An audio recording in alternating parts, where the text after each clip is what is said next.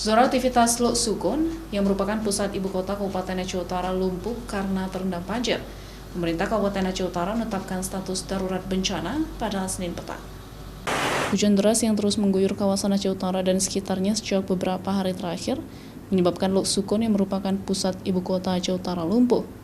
Banjir meluas ke 14 kecamatan di Kabupaten Aceh Utara akibat jebol sejumlah tanggul sungai sehingga meluap ke pemukiman penduduk serta fasilitas publik seperti pusat perkantoran kecamatan serta pusat pemberlanjaan.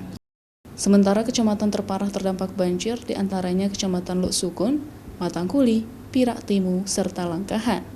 Ketinggian air banjir di pemukiman warga bervariasi, mulai dari 50 cm hingga 2 meter lebih.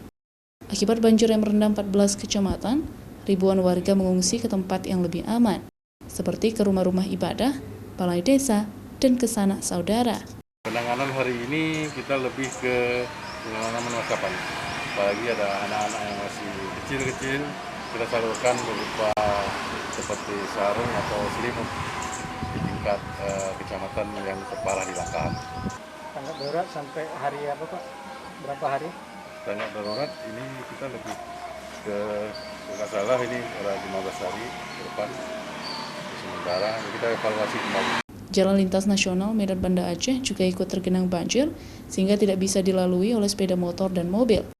Namun, sejumlah mobil berbadan besar nekat menerobos genangan banjir untuk melanjutkan perjalanan.